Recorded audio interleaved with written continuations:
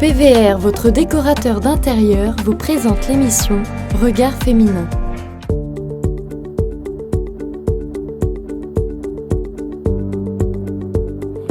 Bonjour à tous et bienvenue sur ce 3e numéro de Regard féminin. Alors on va commencer par parler de ce petit canard aux couleurs de la Bretagne, le Bretz Coin-Coin.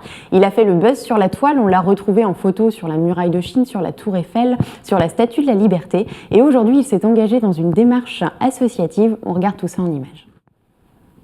Alors on est au Bordeaux sur le port de Vannes et on va rejoindre Christophe et Emmanuel pour une petite interview.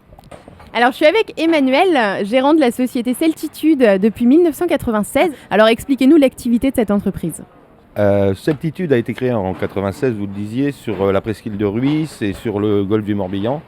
Le concept c'était de vendre des produits bretons à l'image de la Bretagne, surtout du drapeau, t-shirt, vaisselle et puis des autocollants. Ça c'était au début de la création.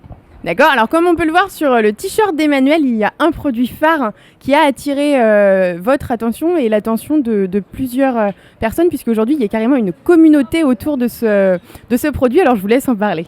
Alors le produit c'est une histoire assez rigolote, c'était il y a 4 ans. Lors de mes pérégrinations, j'ai croisé un petit canard, au lieu d'être jaune, le canard de bain que tout le monde connaît, il y avait le drapeau britannique dessus. Donc je me suis dit on va le faire avec le drapeau breton, et est sorti il y a 4 ans le Bretz Coin-Coin. Et ces petits canards se sont vendus mais à une vitesse hallucinante. En un mois, on a été dévalisés. Alors à tel point que du coup ça en a pris une tournure associative avec l'association Un Avenir pour Aidan. Et là c'est Christophe qui va nous en parler. Alors Christophe, dites-moi tout sur cette association et pourquoi ça a été fait et qu'est-ce qui se passe autour d'Aidan. Alors, l'association Un Avenir pour Aidan, en fait, est une jeune association qui a été créée il y a 1 an et demi maintenant, en fait, pour financer les soins de mon neveu, qui a été diagnostiqué autiste à l'âge de 2 ans et demi. L'autisme, en fait, c'est un trouble envahissant du comportement qui se caractérise principalement de 3 manières. Une altération de la communication, une altération des relations sociales et puis des comportements en fait assez restreints, stéréotypés et répétitifs en fait. Alors quelles méthodes sont proposées aujourd'hui donc, pour soigner cet autisme et pour faire progresser les enfants ?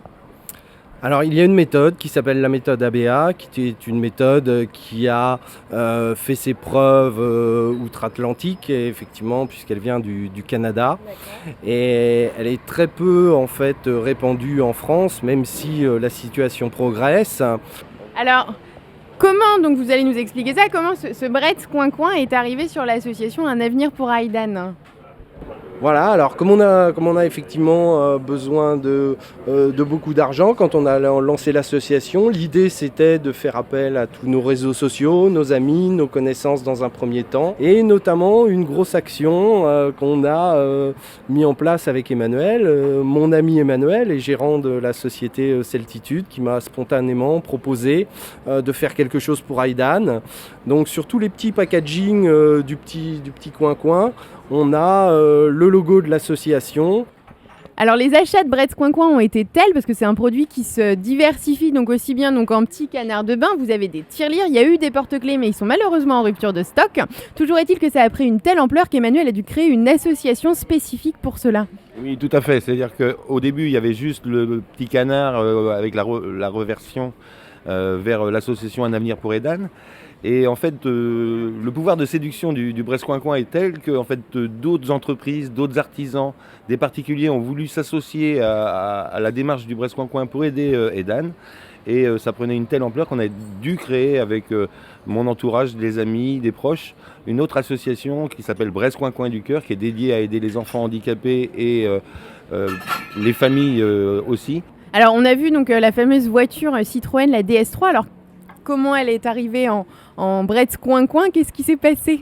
C'est au sein de l'association Bretz Coin-Coin du Cœur. J'ai démarché Citroën Van Midi Auto 56 pour leur proposer de participer pour aider Aidan.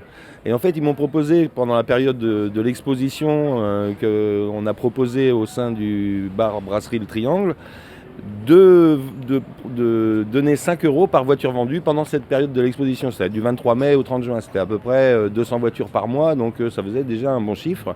Et lors de l'inauguration, je leur ai proposé de venir exposer les séries limitées qu'ils ont sur la Bretagne, au niveau des S3.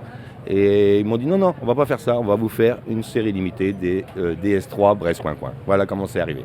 Donc on a maintenant la fameuse voiture Bretz Coin Coin. Alors je vous laisse vous arranger avec Citroën pour savoir s'ils la vendent et si vous pouvez rouler avec. Donc vous l'avez tous bien entendu, je vous laisse aller voir directement sur le site Un Avenir pour Haïdan et sur l'association Les Coin Coin du Cœur. Vous y trouverez toutes leurs coordonnées. Je vous invite bien sûr à aller acheter les petits canards. Il y a des nouveaux porte-clés qui sortent. J'ai vu les prototypes, ils sont super comme les précédents.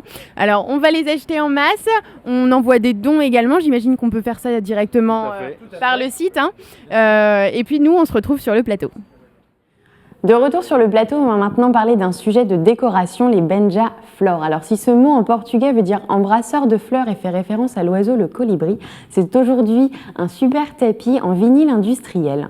Alors l'avantage, c'est que c'est étanche, c'est lavable, on peut aussi bien le mettre à l'intérieur qu'à l'extérieur.